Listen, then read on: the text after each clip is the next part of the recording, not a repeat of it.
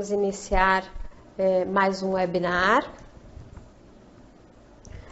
Primeiro, o tema do nosso webinar, ele vai falar sobre o programa de sucessão e a implantação de boas práticas de governança. Eu sou a Vânia Hernandes, eu sou consultora aqui na Roper Educação,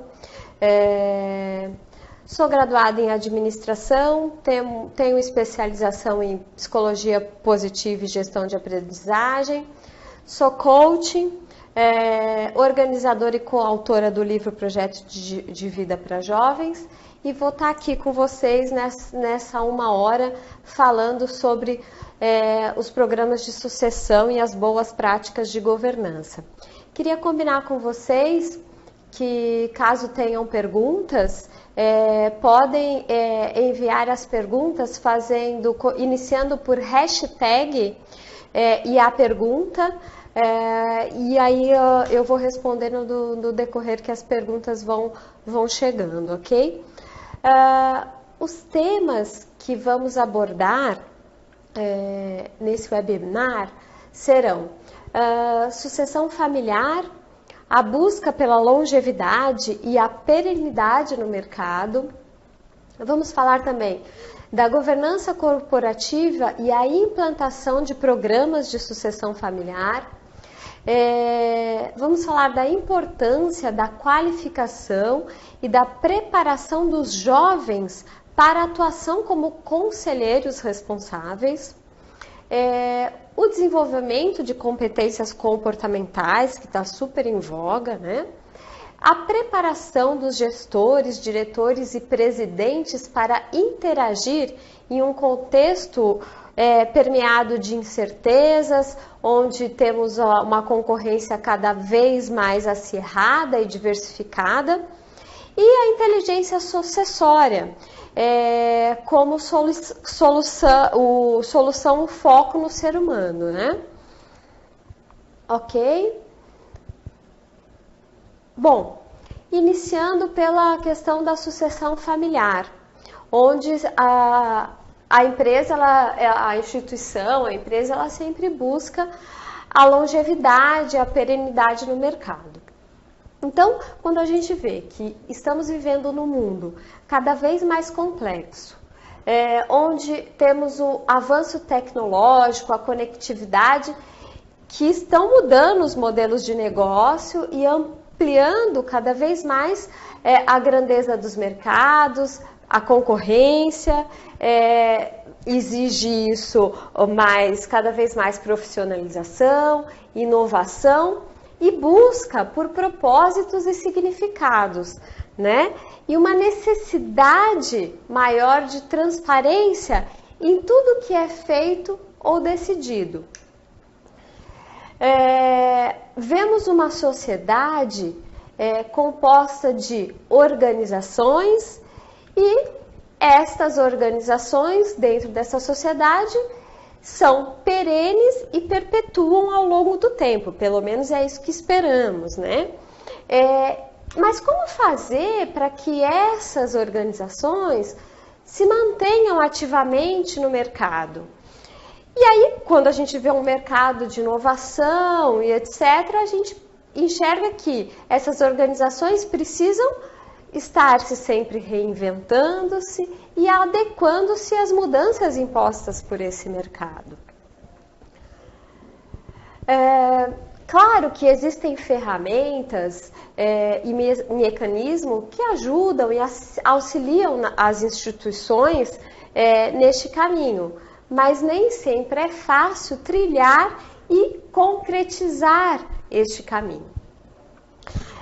A busca da perenidade, né, nesta busca, é preciso que a instituição se estruture com clareza o processo decisório, contemplando as relações, sempre pensando nas relações de família e empresa, de forma a se tornar um órgão com competência e com função de um grupo controlador.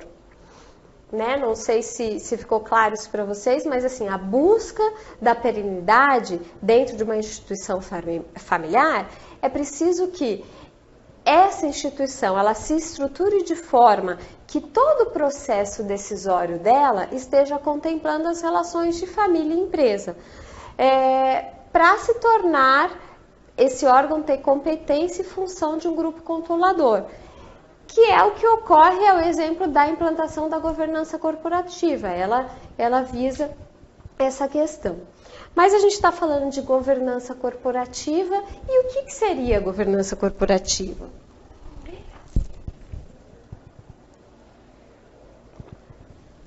A governança corporativa, ela é o sistema pelo qual as empresas e as demais organizações são dirigidas, monitoradas e incentivadas, envolvendo os relacionamentos entre sócios, conselhos de administração, diretoria, órgãos de fiscalização e controle das demais partes interessadas. Então, segundo o Código das Melhores Práticas de Governança, lançado pelo Instituto Brasileiro de Governança Corporativa, define governança corporativa como o sistema. Quando a gente diz sistema, a gente está falando de múltiplos atores, certo? Pelo qual as empresas e as demais organizações são, aí eu estou dizendo as regras do jogo, então elas são dirigidas, monitoradas e incentivadas, envolvendo os relacionamentos. Quando a gente fala de relacionamentos, a gente está falando de pessoas, a gente está falando do foco no ser humano, certo? Onde terão os sócios, os conselhos de administração, os órgãos de fiscalização. É nesse sentido que a gente está falando da governança, no controle de toda a instituição. Tá claro aqui, tudo certo? Podemos seguir, tá claro o que é a governança corporativa. Aqui é importante algumas informações referente à governança corporativa. Nós vemos pesquisas que nos mostram que apenas 1/3 das empresas familiares consegue realizar a troca de comando para a segunda geração. E apenas 50% deste 1/3 conseguem chegar à terceira geração. Então, vemos que a perpetuidade de uma empresa familiar, ela é bem mais complexa do que parece. Por que isso acontece? Os maiores problemas estão na questão dos conflitos familiares, nos mais variados ciclos de vida da empresa. Então, o que mais ocorre para a não perpetuidade de uma empresa familiar são os conflitos familiares, que são aflorados principalmente na troca de comando, ou seja, na sucessão. É verificado que a governança corporativa aplicada na empresa familiar, ela vai contribuir para a redução desses conflitos, além de dar um melhor direcionamento à organização. Por isso que a gente defende tanto a questão da governança corporativa na empresa familiar. E aí, quando a gente fala de governança corporativa, logo o gestor, o detentor, o fundador, ele vai pensar na questão da perda do poder, passagem de bastão, sucessão familiar, mas é muito mais do que isso, né? A governança, ela vai remeter sim à passagem de bastão, à sucessão familiar, mas alinhada a metas, objetivos e propósito de vida de quê? Dos sucessores, das diversas gerações que compõem essa empresa familiar. Então, a gente está falando de um processo de sucessão onde as metas, os objetivos e os propósitos, tanto da instituição quanto da família, do gestor, precisam estar alinhados para que isso ocorra de forma tranquila e que aconteça a perpetuidade da empresa, né? E aí é onde acontece a questão da mudança de geração, então, e os conflitos. Como a gente está falando aqui de gerações, então a gente pode pensar, hoje a gente vive dentro de um mundo onde temos diversas gerações, então a gente pode pensar lá na geração que hoje está, que são chamados dos baby boomers, né? Estão de 50 a 68 anos e de repente é o fundador da empresa. Essa é uma geração que sempre valorizou e vai continuar valorizando o emprego fixo, o emprego estável. Eles gostam de ser reconhecidos pela experiência, sua capacidade.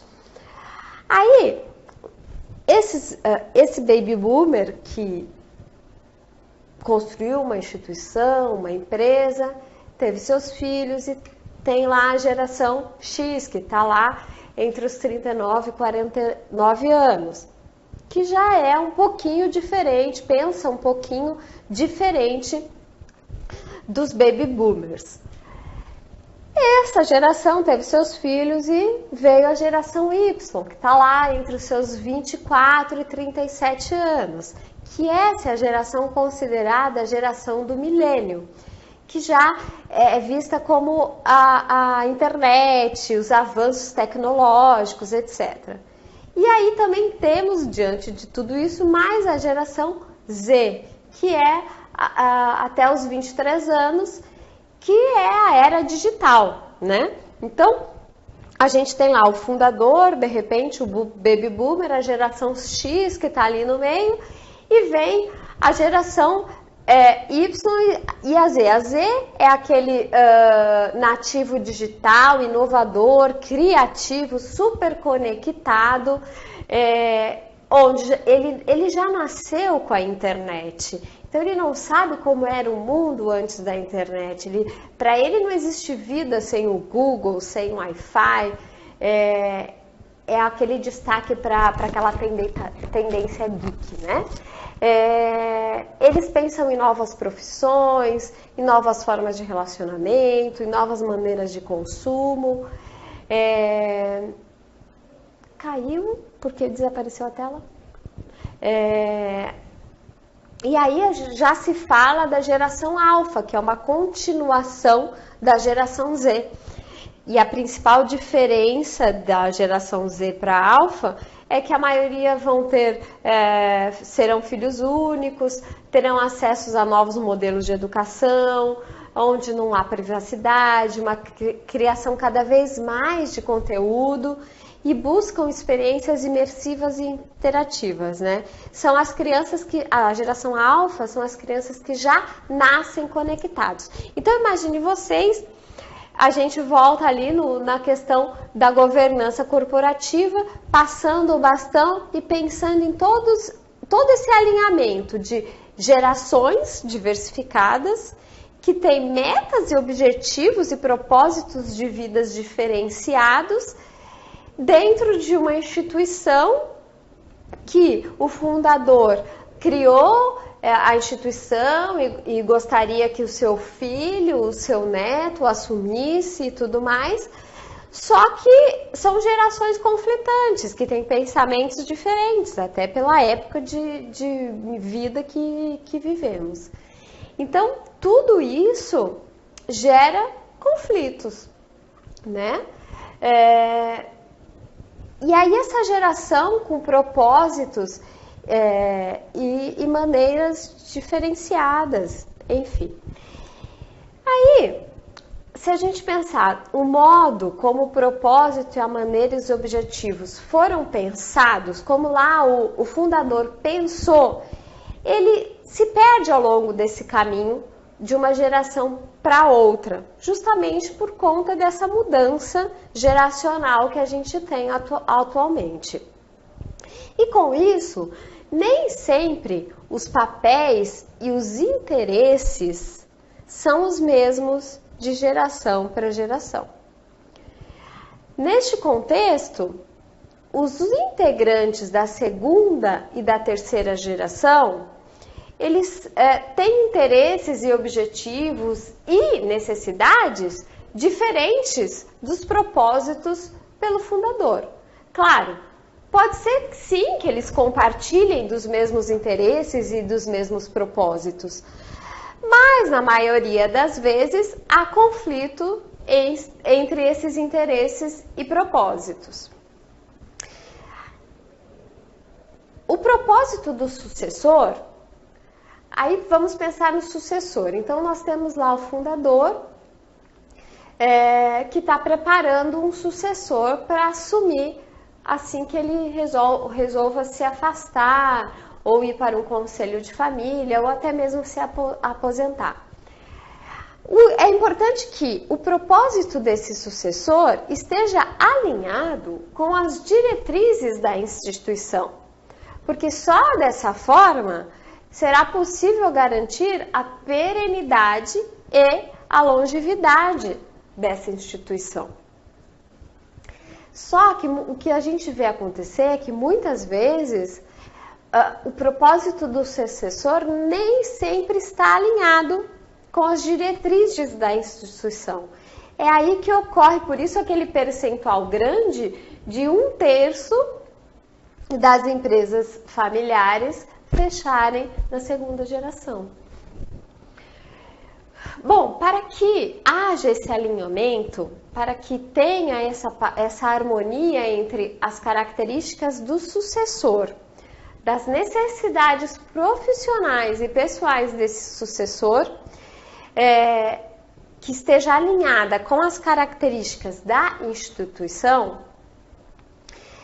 surge a importância da governança corporativa e também a implantação de programas de sucessão familiar, que sejam sustentáveis e efetivos.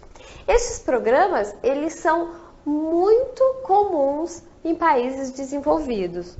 No Brasil, ele é pouco comum, mas já existem aqui no Brasil programas como esse. Como temos o caso do programa de sucessão da Votorantim, que inclusive eu vou comentar rapidamente como é esse programa, mas se vocês quiserem maiores informações sobre esse programa, nós temos uma bússola no site da Roper que fala sobre programas de sucessão e tem lá o link como que funciona o programa de sucessão da Votorantim. A Votorantim, ela é uma organização familiar de mais de 90 anos, né? E ela tem um processo sucessório bem definido e estruturado. Desde 2001, ela desenvolveu um modelo de governança e de gestão com foco no longo prazo e na perenidade da empresa. Ela trabalha com base nos talentos dos executivos voltados ao desenvolvimento de gerações das gerações seguintes, né? Ela tem um programa de desenvolvimento de familiares, como um processo de educação complementar, orientado pelos valores e princípios da família e da empresa, onde o jovem ingressa nesse programa a partir dos 15 anos de idade. Ele vai cumprir todo um processo de formação complementar, onde ele será preparado para assumir, né, vai fazer a sucessão, assumir as empresas do grupo, ou virar conselheiro e ter as habilidades para tomar decisões em conjunto com os conselheiros. Obviamente, esse programa, ele não é um programa que vai qualificar o jovem somente para a sucessão na Votorantim. Ele vai qualificar o jovem para o sucesso profissional, dentro ou não da Votorantim. Isso que é muito importante levar em conta, porque dentro de um processo familiar, de uma empresa familiar, o fundador, ele almeja, claro, que o seu filho ou o seu neto assuma a empresa. Mas nem sempre isso está alinhado com o projeto de vida desse familiar.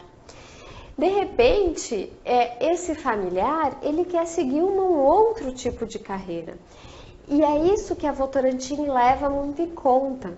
Ela visa a preparação do jovem para o sucesso profissional. Claro que se isso for para suceder alguém dentro da Votorantim, ótimo. Se não, de qualquer forma, ele vai ter sucesso na questão profissional. Isso é muito importante ter em conta dentro de um programa de sucessão familiar. E aí, quem quiser ter maior informação sobre isso, pode acessar lá o link na nossa bússola sobre o tema. Os programas de sucessão familiar, como os da Votorantim, eles vão ser imprescindíveis para aqueles que vão buscar a longevidade e a perenidade no mercado. Ou seja, eles vão ser vitais para a continuidade da instituição. Porque se eu colocar alguém despreparado para assumir um cargo de liderança, eu posso estar arriscando a instituição acabar por fechar ou ter problemas financeiros por conta disso. Então, eu sempre tenho que pensar em preparar os meus sucessores. Um programa de sucessão familiar bem sucedido, ele vai envolver, primeiro, o ser humano, onde vamos focar no ser humano, alinhado às características pessoais e profissionais do sucessor e da instituição. Então, eu foquei no ser humano, alinhei características pessoais e profissionais do sucessor e da instituição. Desta forma, eu garanto a perenidade e a longevidade da minha instituição. Ficou claro até aqui como que funciona um programa de sucessão familiar bem-sucedido? Vamos seguir. Diante desses programas, também temos um programa que chamamos de Jovens Protagonistas do século XXI. Esse programa de Jovens Protagonistas, ele foi pensado e baseado nos melhores programas de sucessão encontrados no mercado. O que esse programa faz? Ele prepara os jovens herdeiros para lidar de modo assertivo quanto ao seu papel no processo sucessório de uma instituição. Ele ajuda a que o jovem assuma a sua responsabilidade frente ao legado familiar, percebendo-se como parte disso, certo? A percepção do jovem como parte do legado. Ele ajuda a aumentar a resiliência frente às situações adversas que o jovem vai precisar lidar no dia a dia. E também ele ajuda a desenvolver habilidades cognitivas e emocionais.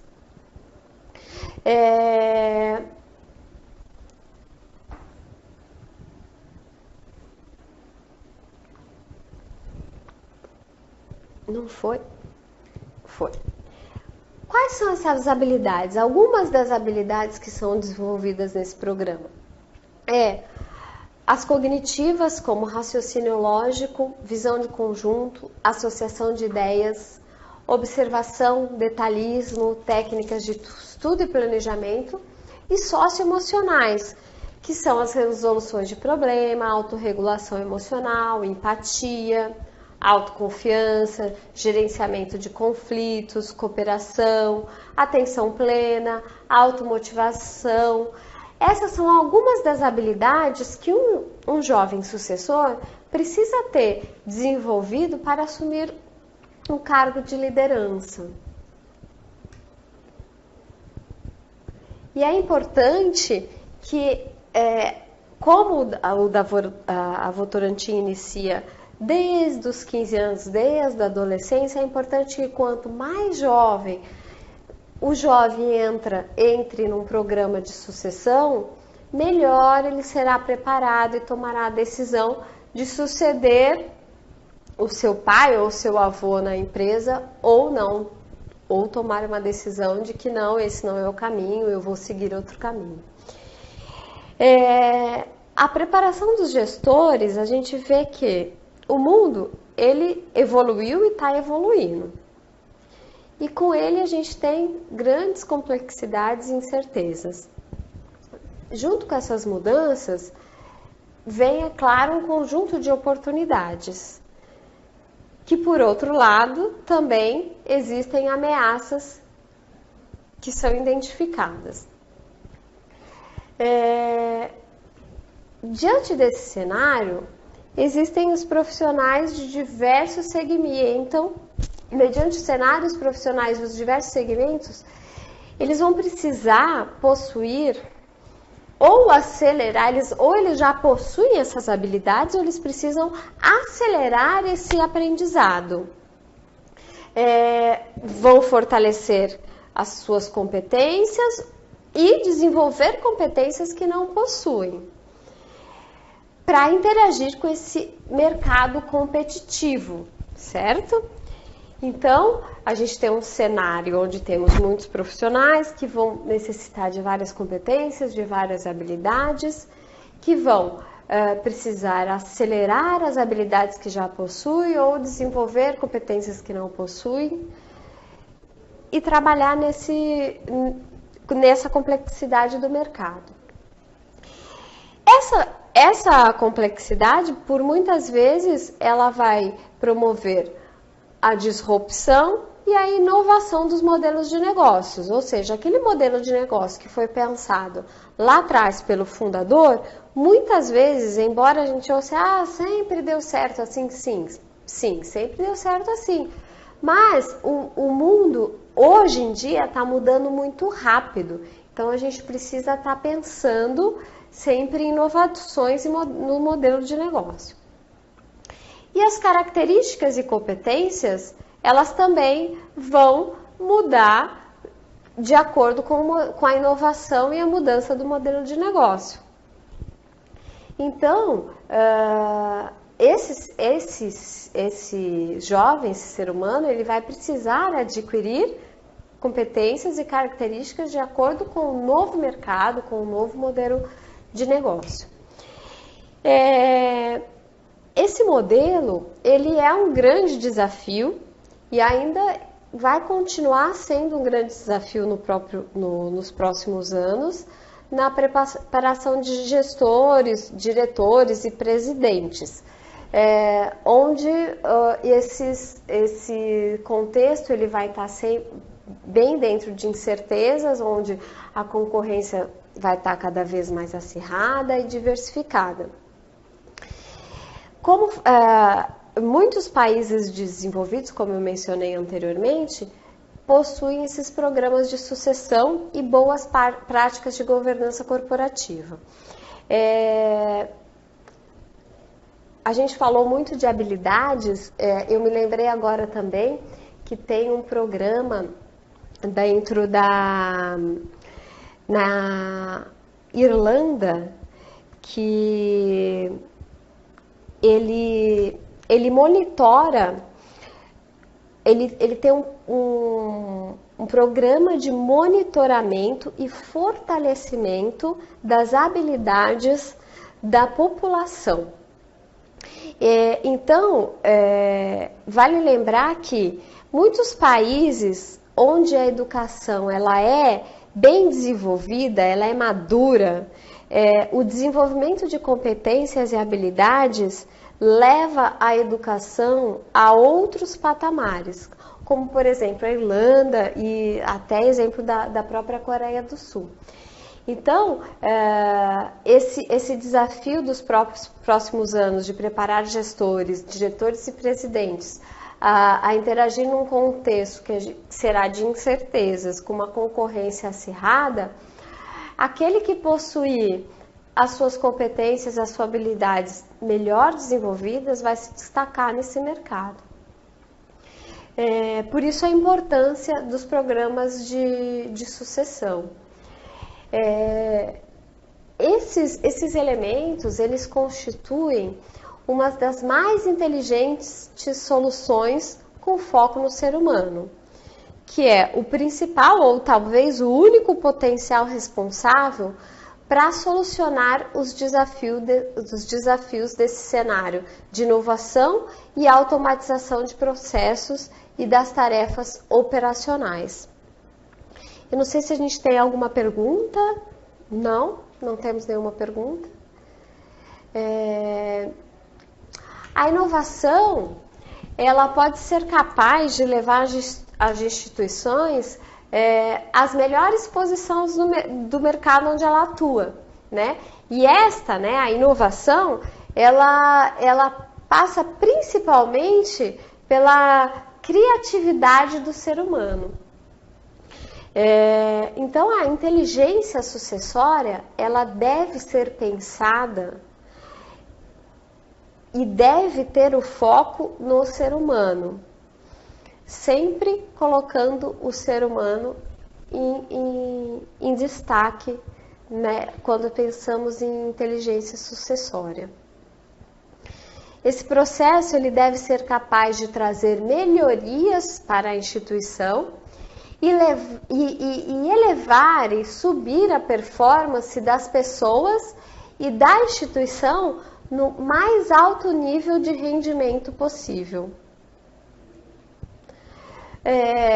Quando a gente fala de programa de sucessão, a gente precisa pensar que devemos buscar o autodesenvolvimento das pessoas e dos herdeiros, em direção ao alcance dos objetivos e das metas esperadas que já falamos lá atrás.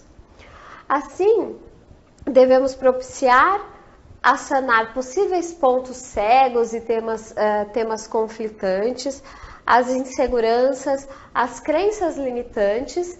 Deste modo, a gente pode garantir a longevidade e a perenidade da instituição.